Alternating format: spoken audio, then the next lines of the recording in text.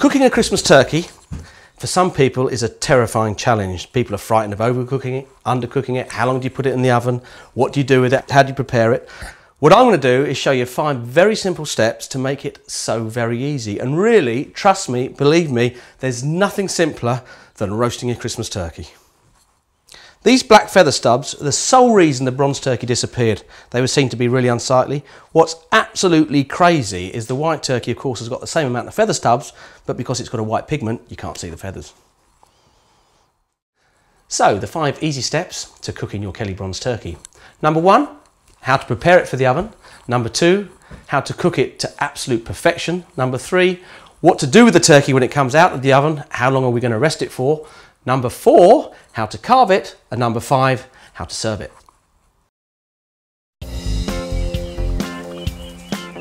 Step 1, preparation and what to do with your Kelly bronze turkey when it arrives. It will arrive in a box like this. First thing to do is to open the box up. We're going to take the cooking instructions out, the meat thermometer, and then the giblets are in the cavity of the bird, the back cavity. So take those out to put those into the fridge to chill them quickly. If you have room, then put the whole of the turkey into the fridge. If you haven't got room in the fridge, then close the box and store it in the coolest part of the house, which is probably the garage. Beware of cats and dogs, they do love the turkey. And we're just going to put this in the fridge, along with the giblets. So, it's Christmas morning, what to do now? Well, 2 or 3 hours before you're going to have your Christmas lunch or Christmas dinner, you've got to go and take the turkey out of the fridge. The reason for taking the turkey out of the fridge early, before putting it in the oven, is so you can, what we call, rest the meat. It's important not to take it from a very cold atmosphere and put it in the oven which is very hot, because you'll shock the meat. Take the turkey out of the box, and if you want to, you can give it a good wash through with nice cold water.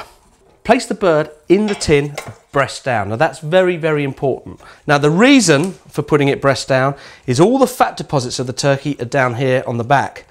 So when you're cooking it, the heat is going through the bird, through the fat, and then the fat is going down through the breast, and it's basting itself. You don't need to baste a Kelly bronze turkey. Because it's so mature, because it's got that fat marbling, it bastes itself. So the bird's breast down. Then we want to season it. So we take a pinch of salt, sprinkle it over, and then here's the pepper.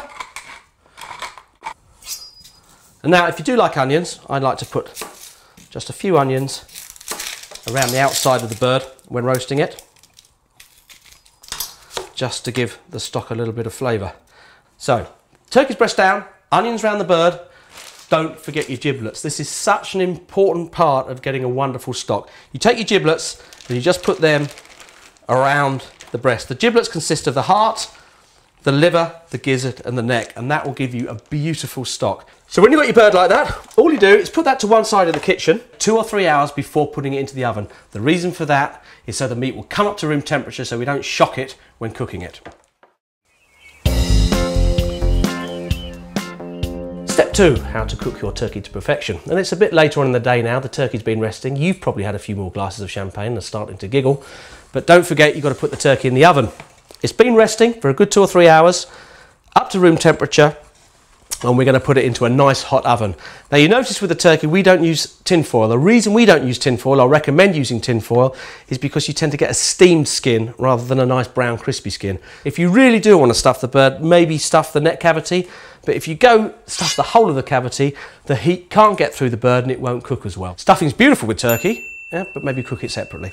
The final thing to do before putting the turkey in the oven is to get a cupful of water and just pour it into the roasting tin, and what that does is it stops the bird sticking to the tin.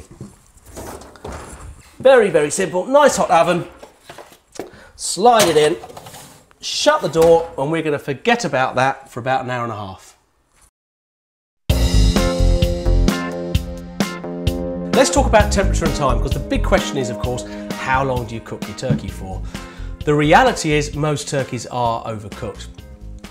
The Kelly bronze, however, is a very, very special turkey because it's so mature. It's got a lot of fat marbling running through the meat. Fat heats up quicker than muscle tissue, and so therefore it conducts the heat through the bird. It's the same principle as a well-marbled steak, cooks a lot quicker than a lean steak. As a rule of thumb, it's probably best to run your oven at 180 degrees and cook it for about 20 minutes a kilo. That's a Kelly Bronze turkey. If you're using an Aga, use a hot oven because that's similar temperature, about 180. If you're using a fan assisted oven, then it's probably about 140 degrees instead of 180 degrees. But the best way and only sure way of telling whether your turkey is cooked or not is by using a meat thermometer. Just by inserting this into the meat, you can see exactly what the meat temperature is, and it makes it so much easier and takes all the guesswork out of it. So turkey's the main ingredient. Why don't we go out onto the farm now and see what makes the Kelly Bronze so special and why it tastes so good.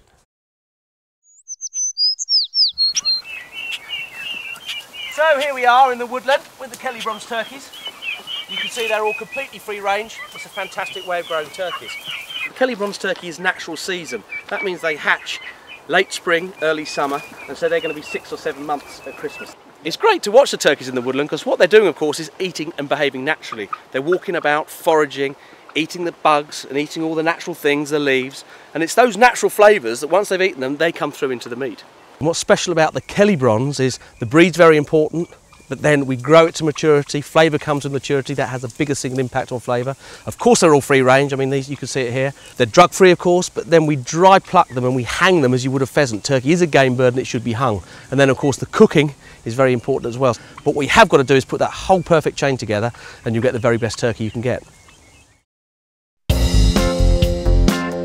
The turkey's been in the oven for about 1.5 hours now, and we're now going to take it out and turn it over so we can brown the breast off.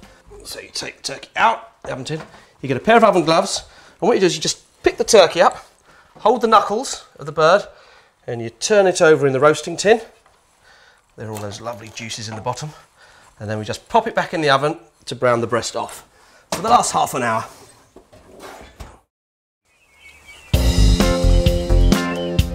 Step 3, presenting and how to rest the turkey. So we're going to take it out of the oven.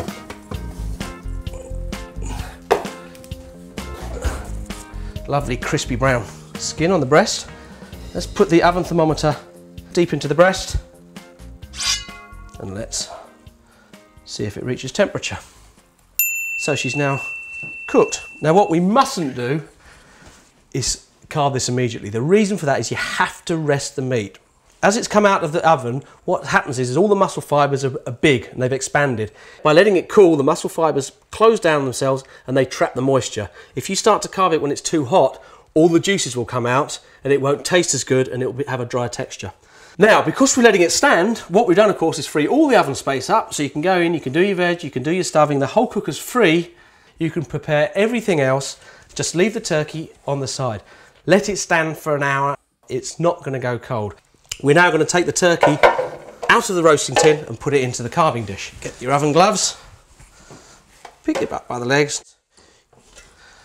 Now see, when you pick this turkey up, it doesn't all fall apart. If you do that with a normal turkey, it would all go bloop, fall apart. So you can pick the bird up by the legs, put it onto the carving plate, and then we've got all this beautiful, wonderful, rich stock left in the bottom of the tin with the roast onions. Get your spoon and you just go around the roasting tin, scraping off all those lovely crispy bits, the caramelised bits at the bottom of the roasting tin that carry a lot of the flavour. And then you pour that stock into a container. It's the maturity that produces this wonderful brown stock. And it's full of flavour. Please, please, please don't spoil a Kelly Bronze turkey by adding any gravy granules or stock cubes. It really doesn't need it. Because it's that mature bird, it produces its own wonderful stock and doesn't need any help whatsoever.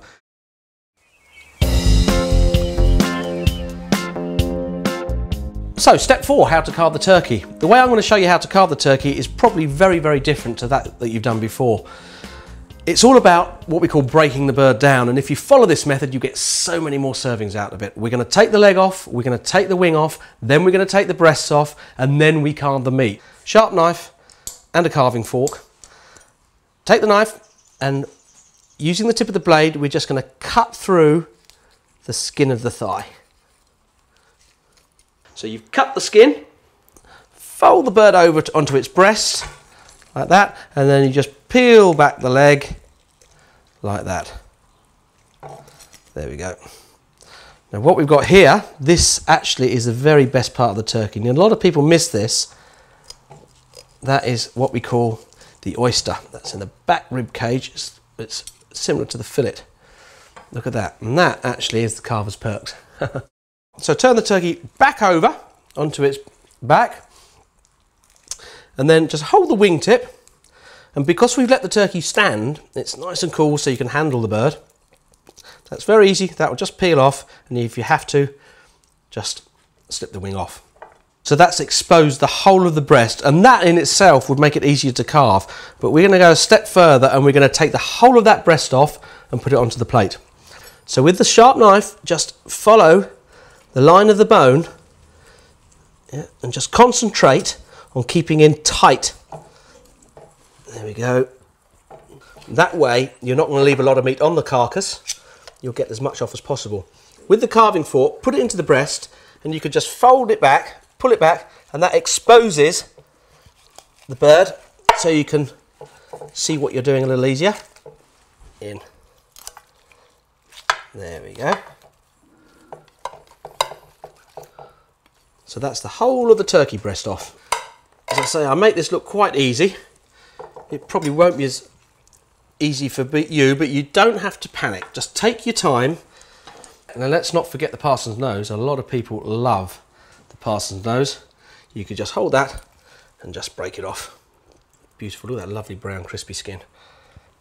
There we go. So we've broken the bird down, and that's actually the carcass of the turkey.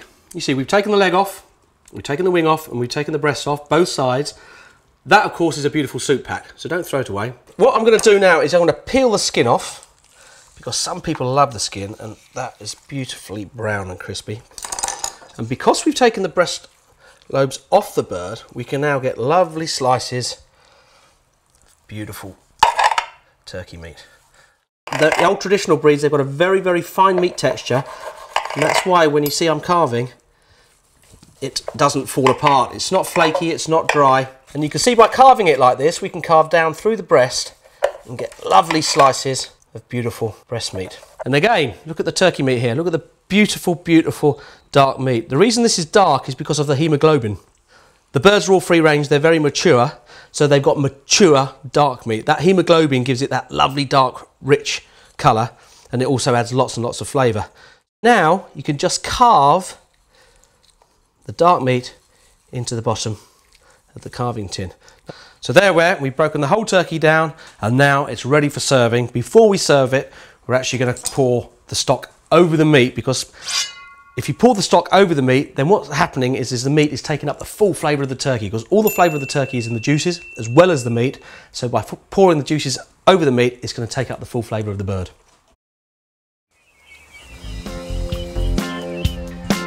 And here we are, the last step, step 5, serving and eating the turkey. And at the end of the day, that's what it's all about. Good natural food to be enjoyed by everyone. Here's the stock, there's the turkey. I'm just going to pour the stock, all the juices of the bird, over the meat, so it takes up the full flavour of our Kelly bronze turkey.